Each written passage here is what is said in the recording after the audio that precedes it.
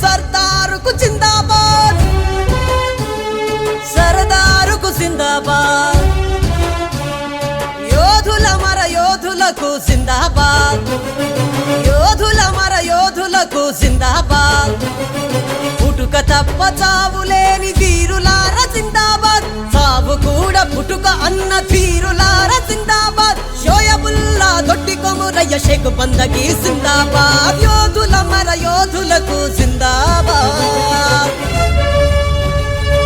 ఆర్య సమాజ్ ఊపిరిగా, ఆంధ్ర సభ దీపంగా,